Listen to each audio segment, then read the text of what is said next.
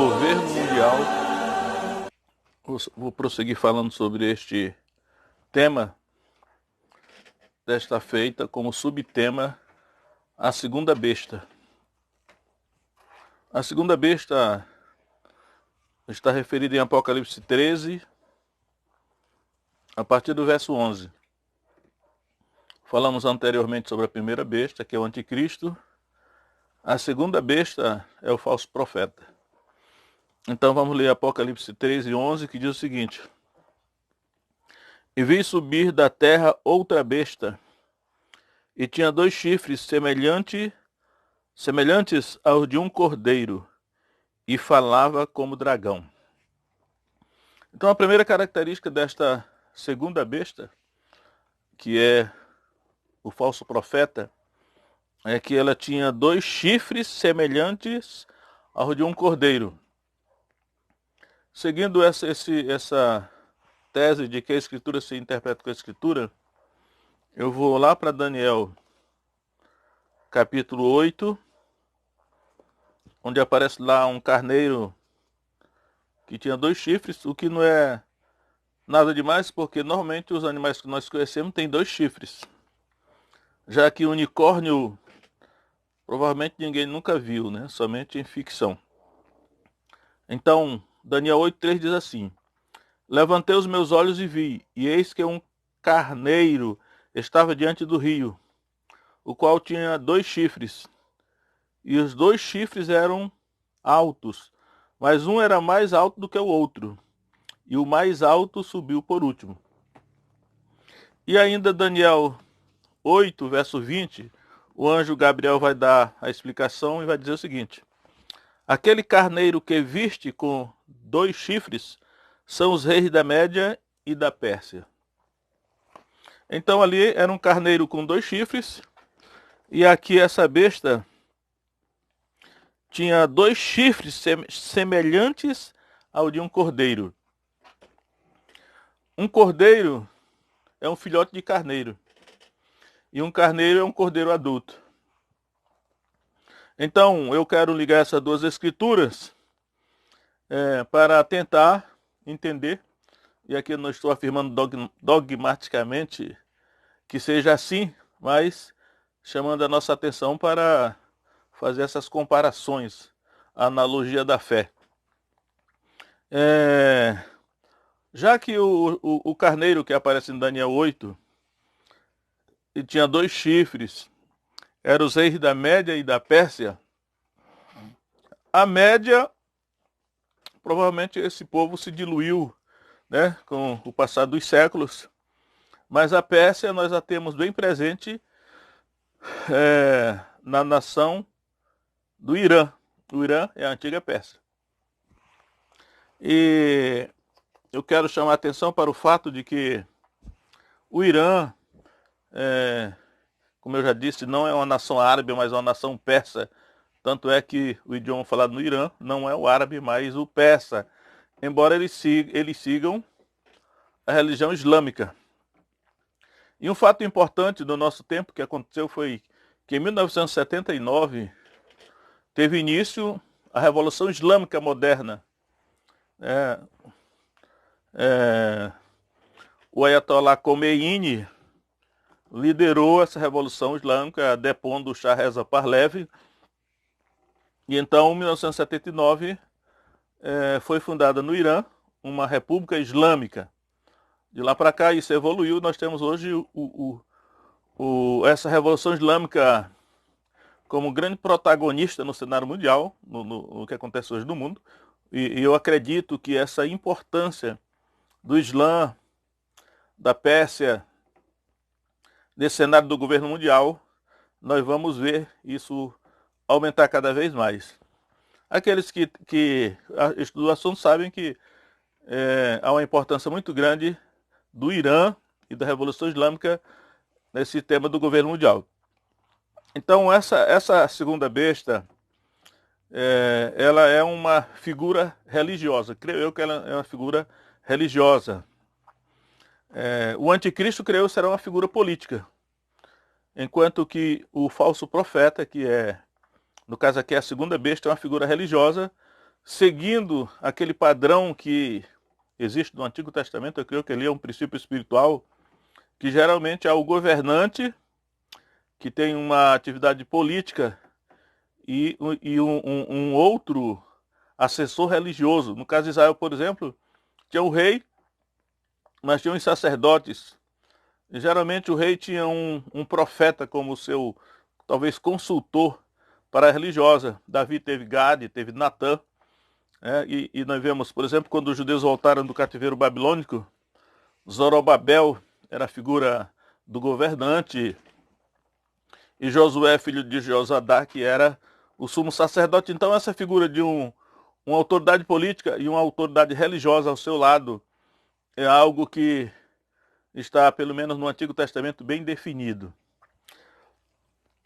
E aqui eu quero entender que o que vai acontecer é que o anticristo, quando se manifestar, ele terá ao seu lado, não assim de maneira visível, porque as coisas são feitas geralmente secretamente, mas uma figura de grande destaque religioso, que creio eu que o Irã, ou seja, a fé islâmica está aí envolvida nisso. Sabemos que hoje há uma aproximação muito grande do Papa com a liderança islâmica, e eu acredito que é por aí que nós vamos ver o falso profeta aparecer. Agora, o texto diz aqui sobre essa segunda besta, que é uma figura religiosa. O fato dele falava como dragão não é novidade, porque, claro que o dragão, ele é Satanás, ele é invisível no espírito, ele não vai aparecer, mas ele manipula, influencia, né, pessoas no mundo todo. E diz também aqui, que no verso 12, que ele exerce toda a autoridade da primeira besta na sua presença, e faz que a terra e os que dela habitam adorem a primeira besta, cuja ferida mortal fora curada. Eu quero falar um pouco sobre essa questão dessa ferida mortal que fora curada, porque essa informação aparece repetida algumas vezes aqui no texto. Então, por exemplo, Apocalipse 13:3 diz assim, agora está se referindo à primeira besta, que é o anticristo, e diz: vi uma de suas cabeças como ferida de morte, e a sua chaga mortal foi curada. E toda a terra se maravilhou seguindo após a besta. Então ela tinha 7 cabeças e 10 chifres, e uma de suas cabeças foi ferida de morte, o que significa que ainda sobraram 6 cabeças. Só que essa cabeça que foi furada, uma das 7 que foi ferida, ela foi curada. Né? Que tem várias, aqui esse texto do verso 12 termina dizendo aí, que vamos repetir aqui, exerce toda a autoridade da primeira besta na sua presença, e faz que a terra e os que nela habitam adorem a primeira besta, cuja ferida mortal fora curada.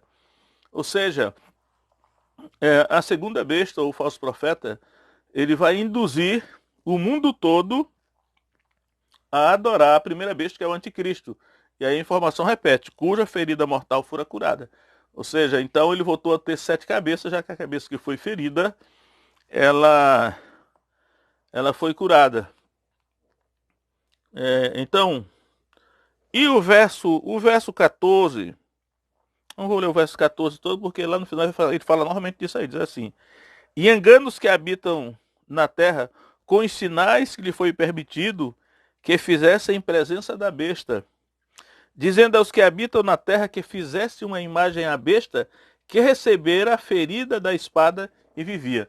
Então, novamente, essa informação, e aqui, então é acrescentado que a ferida que a primeira besta, o anticristo, recebeu foi da espada.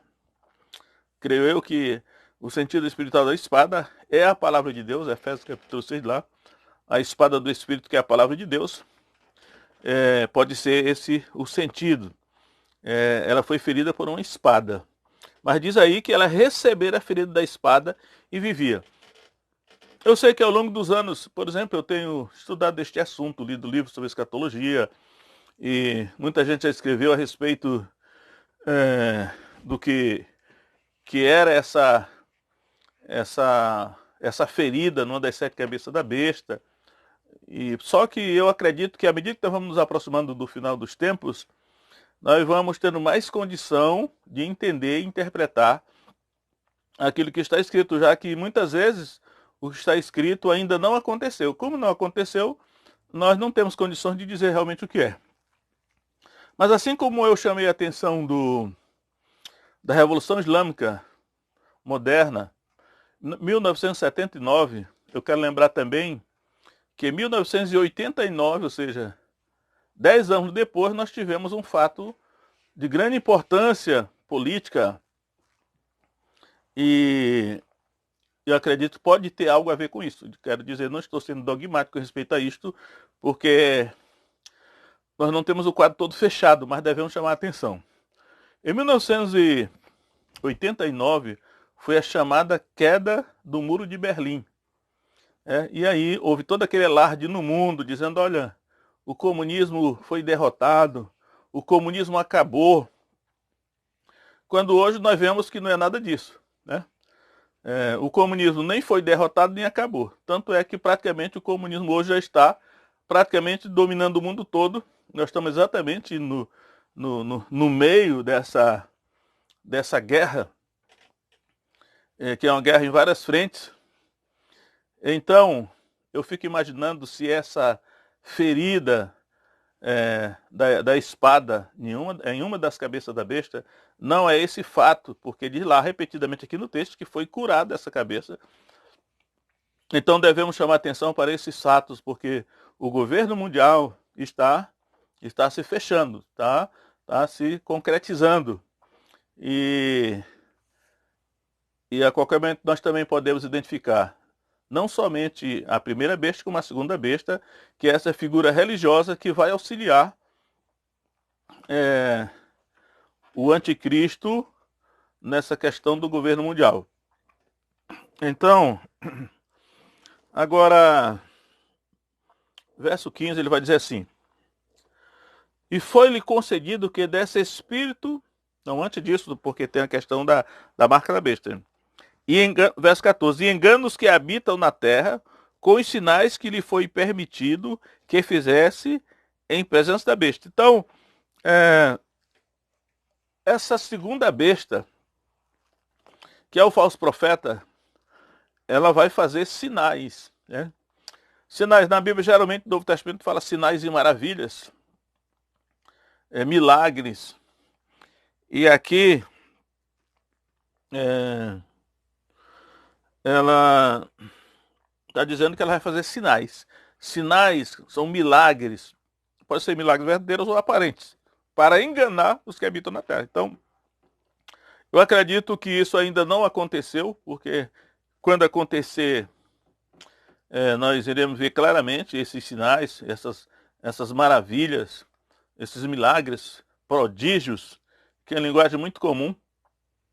Geralmente, na Bíblia, desde o Antigo Testamento, os sinais, os milagres, são milagres que Deus dá para autenticar aqueles que ele envia. Então Moisés, por exemplo, quando ele estava na dúvida, como é que os judeus vão crer que o Senhor me enviou? Aí Deus deu os sinais, olha.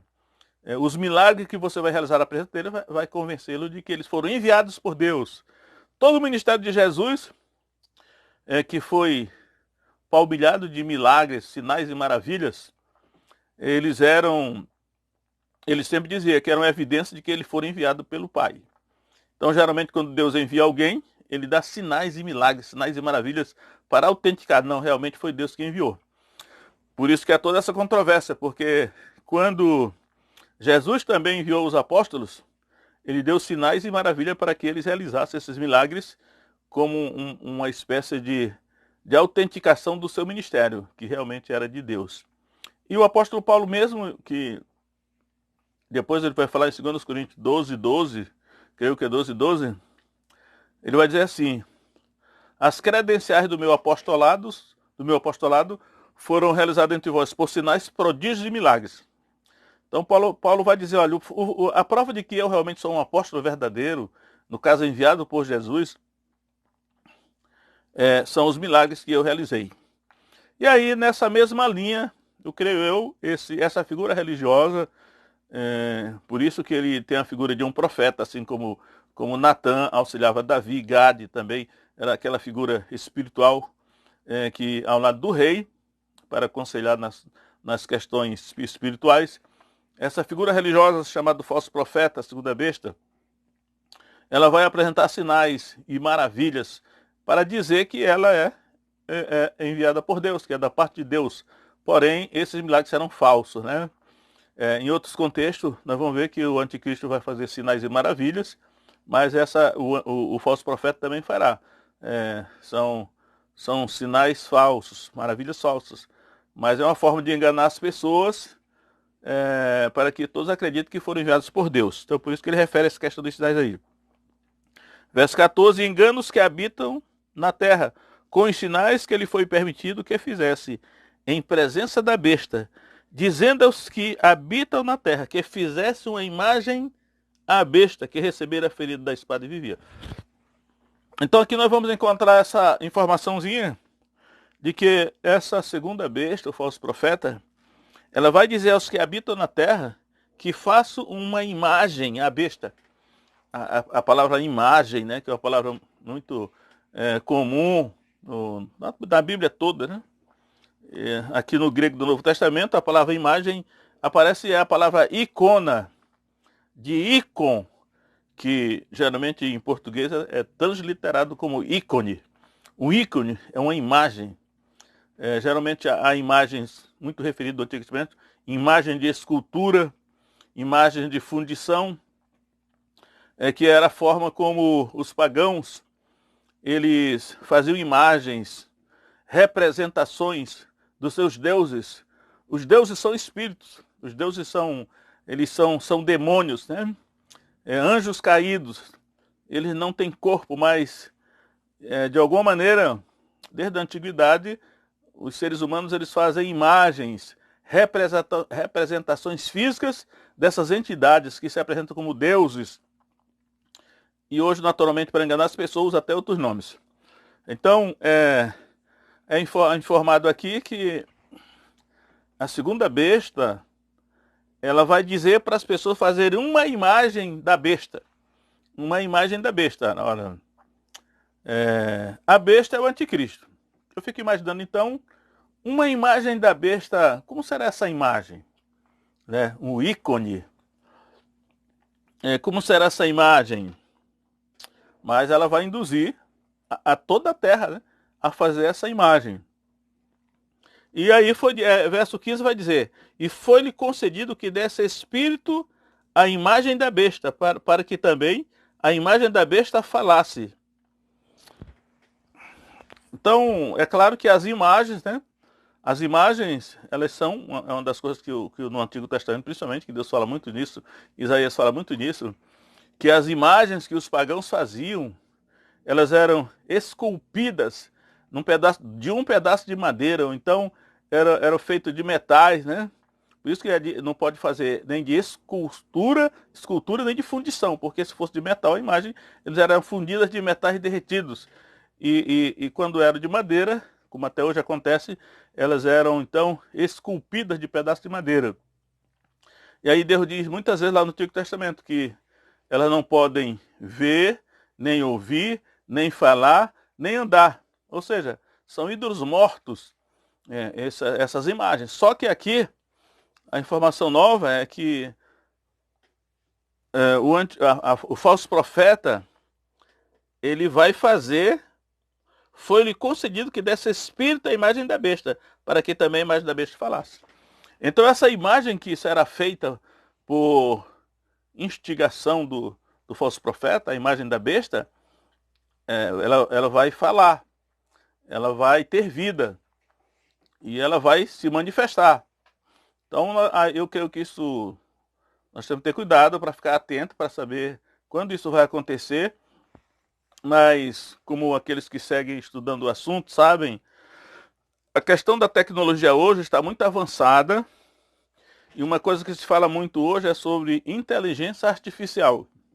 Né? Inteligência artificial, existe toda essa tecnologia de organismos cibernéticos né, a pessoa metade máquina, metade humana que aparece nos filmes.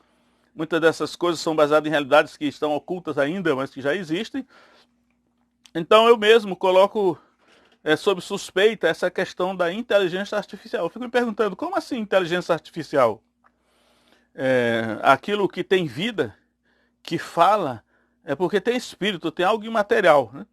E eu me pergunto, será que essa tão chamada inteligência artificial não será espírito? Porque eu observo que na área do espírito, os seres humanos normalmente são absolutamente ignorantes. Os cientistas são ignorantes porque o espírito ele é invisível, intangível, não aparece em radiografia ou coisa semelhante. Então, eu fico me perguntando se, já que Satanás, a essência dele é enganar, e muitas vezes ele usa a falsa ciência, a pseudociência, para enganar os humanos, não será essa inteligência artificial espírito? Porque aqui está dizendo, foi-lhe concedido que desse espírito à imagem da besta. O fôlego espírito, né? Para que ela falasse. Então, nós devemos estar atentos para ter cuidado para não acreditar em tudo que vemos, nem que ouvimos, mas creio eu que a Escritura é a segurança que nós temos para desmascarar, descobrir os enganos de Satanás, manipulando pessoas, cientistas ou pseudociência e coisas semelhantes.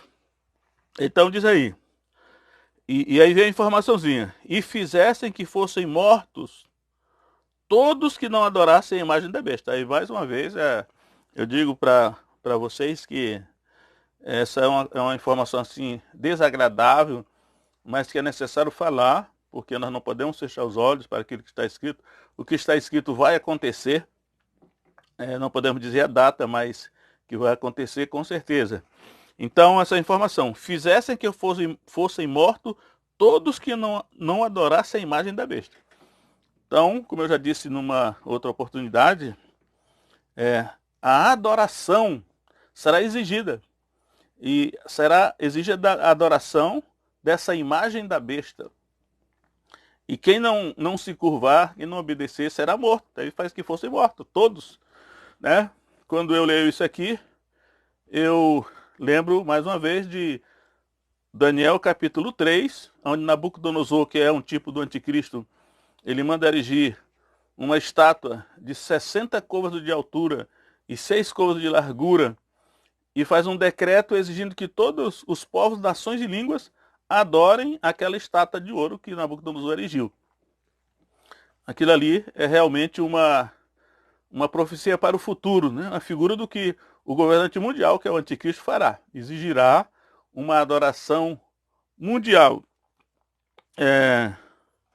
Já foi dito anteriormente que o anticristo será adorado, haverá uma exigência que se adore o anticristo, e agora, a exigência agora é que não somente ele seja adorado, mas a imagem que será feita dele, essa imagem que vai adquirir vida, que vai falar, ela também deve ser adorada sob pena de morte daqueles que não obedecerem, não submeterem a essa norma. Talvez um decreto governamental, presidencial, de repente, nesse momento agora, já haverá o governante mundial que decretará isso. Então nós temos que estar preparados para que quando aquele momento chegar,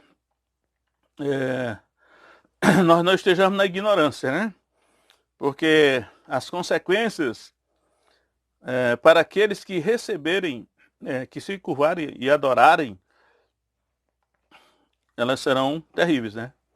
Tanto para os que adorarem, para os que não adorarem, mas para os que adorarem será pior. Aí vamos prosseguir aqui, em Apocalipse 13, 16.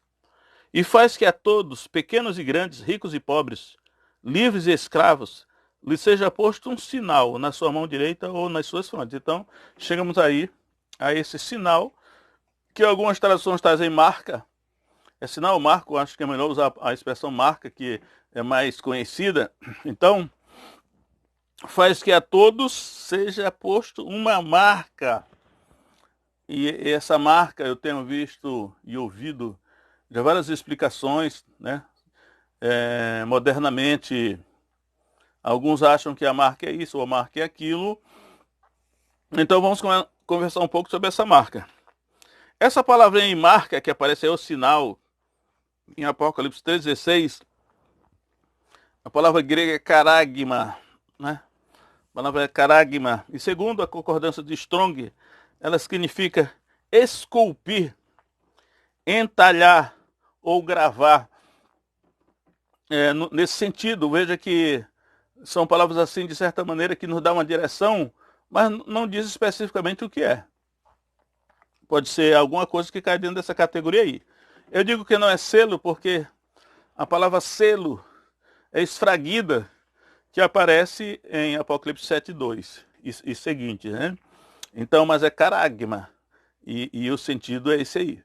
Eu percebo, e tem até uma ligação com esse negócio de esculpir, entalhar, esculpir e entalhar, parece que leva àquela questão da idolatria, quando os pagãos, desde a antiguidade, ele esculpiu a imagem dos seus deuses em madeira ou faziam representações metálicas através dos metais, que é de fundição. Então, hoje há uma discussão muito grande sobre essa questão. O que é a marca mesmo? E eu já quero dizer que eu não sei o que é a marca. Mas eu fico assim, investigando, puxa vida, o que será a marca? Alguns dizem, é um biochip, um microchip, né? A tecnologia já criou essa questão da localização do GPS, e eu vejo que alguns ficam de um lado dizendo, não, com certeza vai ser um microchip, um biochip. Outros dizem, não, não vai ser não, com certeza não. Como é um assunto muito delicado, da maior importância, é bom não se precipitar. Eu digo que eu não sei se é um biochip ou não, continuo estudando. É possível que só quando chegar a hora a gente vai ver realmente o que é. Mas hoje mesmo vi o artigo de um pastor fazendo uma pesquisa mostrando que já existe tecnologia para fazer uma marca sobre a pele, como uma espécie, uma marca sobre a pele, né? E a justificativa que geralmente eles estão dando é para o bem-estar da saúde das pessoas, até com essa questão da pandemia do vírus, da Covid-19, o coronavírus.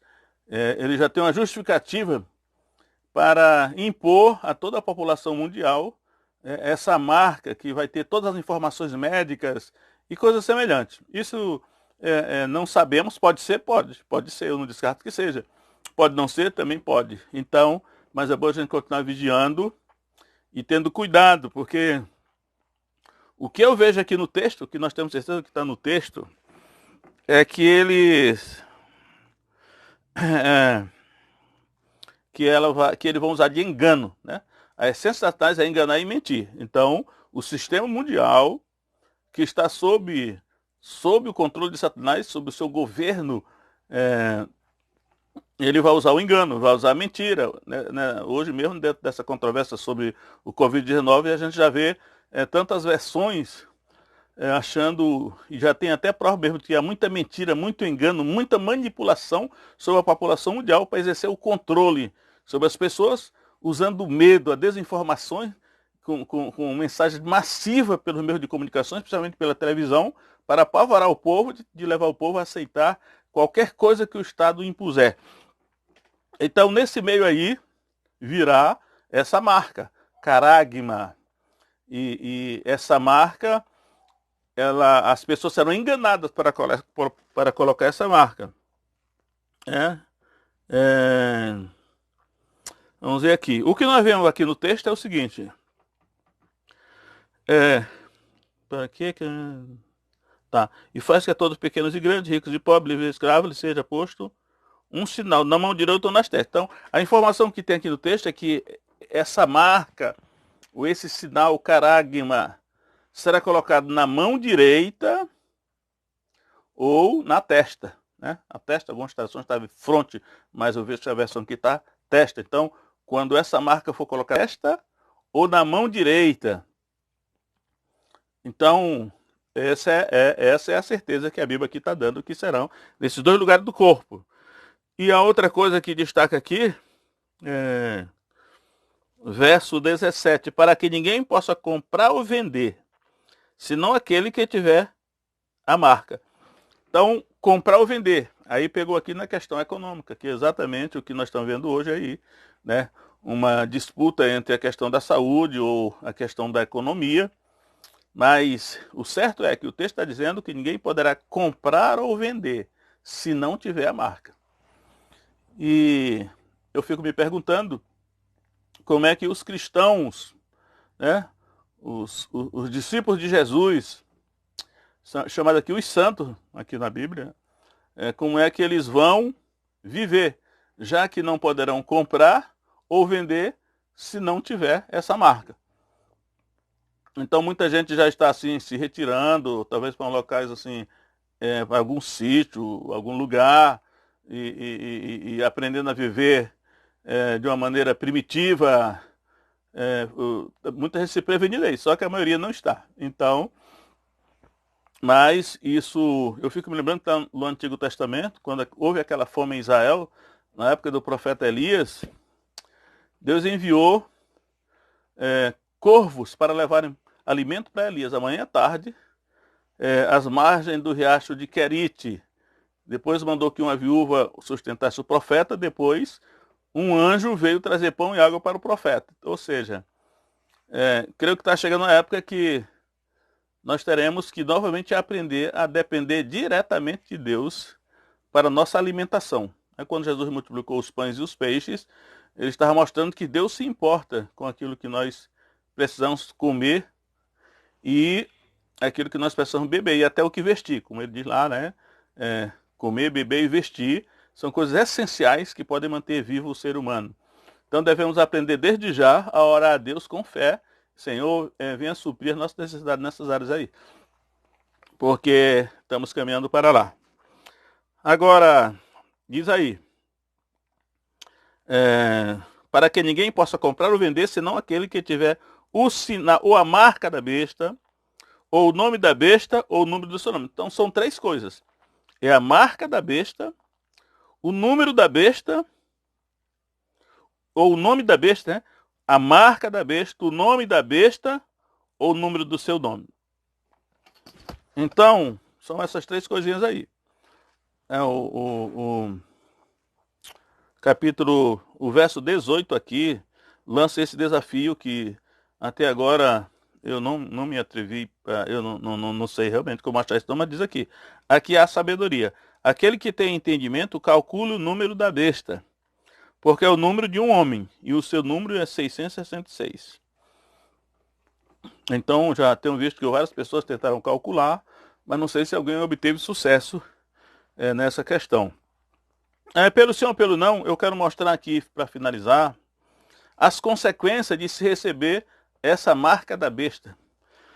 Então, em Apocalipse 13, 16 e 17, já vimos lá que não poderá comprar nem vender os que recebem a marca da besta. Mas ainda em Apocalipse 14, 9, e aqui todas as vezes que vai aparecer esse assunto aqui em Apocalipse agora, vai mostrar o castigo para aqueles que receberem essa marca e também as consequências para os que não receberem.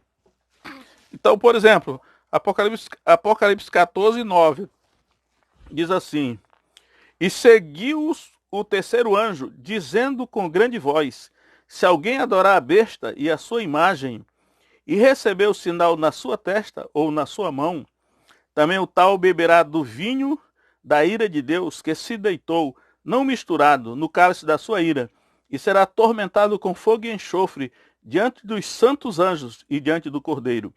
E o fumo do seu tormento sobe para todo sempre, e não tem repouso nem de dia nem de noite, os que adoram a besta e a sua imagem, e aquele que receber o sinal do seu nome. Isso aí é muito forte, né? Mas para quem receber essa marca, está aí as consequências.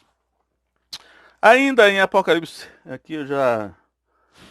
Apocalipse 15, 2, ele vai dizer assim: E vi um como mar de vidro misturado com fogo, e também os que saíram vitoriosos da besta, e da sua imagem, e do seu sinal, e do número do seu nome, que estavam junto ao mar de vidro e tinham as harpas de Deus. Então aqui nós já vemos o grupo que não recebeu, né? Isso aqui, eles saíram vitoriosos da besta e da sua imagem. E do número do seu nome. Aparece eles aqui com as harpas de Deus. Eu acredito que isso aqui já é lá só as almas, né? Porque provavelmente eles terão sido mortos aqui na terra por se recusarem a receber essa marca. É uma questão de fé. E ainda, Apocalipse 16, 2, ele vai dizer: e foi o primeiro,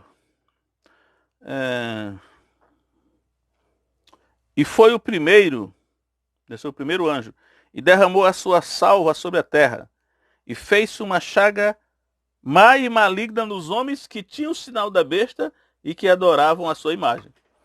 Aqui uma doença na pele, uma chaga má e maligna nos homens que receberam essa marca. Isso é uma consequência para aqueles que receberam um castigo, uma doença aqui que diz só que é má e maligna, né? Uma chaga, tipo uma doença na pele, eu creio que é por aí. Então, consequências para quem receber essa marca. É um castigo para os que forem marcados. Em Apocalipse 19, 20, vai dizer o seguinte: e a besta foi presa, o anticristo, né? E com ela o falso profeta, que diante dela fizeram os sinais, com que enganou os que receberam o sinal da besta. Então, por isso que eu estou dizendo que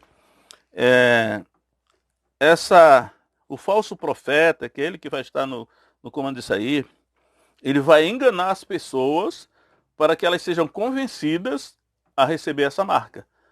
Então, de repente, o engano será esse. Olha, vai ser para o bem da saúde de vocês, para prevenir, para e tal. Vai ser um engano. Está dizendo aqui, a palavra de Deus está revelando. Os que receberam o sinal da besta e adoraram a sua imagem. Estes dois foram lançados no lago ardente de fogo e enxofre. Mas a informação que é daqui é que ele enganou os que recebem o sinal da besta e adoraram a sua imagem. Portanto, não será uma coisa assim limpa, né? Mas será através de um engano. E é exatamente o que nós estamos vendo hoje por todo lugar. É muito engano, né? Eu tenho me vindo muito à mente uma expressão da Bíblia que diz assim. A segunda carta de Paulo aos Tessalonicenses, capítulo 2, diz assim: que o próprio Deus lhes envia a operação do erro, para que sejam castigados aqueles que não receberam o amor da verdade para serem salvos. Como eles não creram na verdade do Evangelho, o próprio Deus lhes envia a operação do erro para que creiam na mentira. Então ninguém rejeita o Evangelho da verdade impunemente. E são as consequências dessas daí. E finalmente em Apocalipse 20, verso 4, eu vou terminar aqui, ele vai dizer assim: e vi tronos, e assentaram-se sobre eles, e foi-lhe dado autoridade de julgar. E vi as almas daqueles que foram degolados pelo testemunho de Jesus e pela palavra de Deus, e não adoraram a besta nem a sua imagem, e não receberam sinal em suas testas nem em suas mãos, e viveram e reinaram com Cristo durante 1000 anos. Então, mais uma vez aí, é mencionada a recompensa para aqueles que não receberam a marca da besta, não adoraram a imagem da besta, e a recompensa é que eles vão ressuscitar e reinar com Cristo durante os 1000 anos. É claro que antes disso eles certamente serão martirizados. Aqui está dizendo que serão degolados. Não é uma coisa agradável de se dizer, porém é o que está escrito, é o que vai acontecer. Então temos que estar preparados para isso, né? Porque os que receberam a marca da besta, já vemos lá, que eles vão arder para sempre no fogo eterno, no fogo que arde com fogo e enxofre. Aquilo ali é a perdição eterna. Então, fica aí essas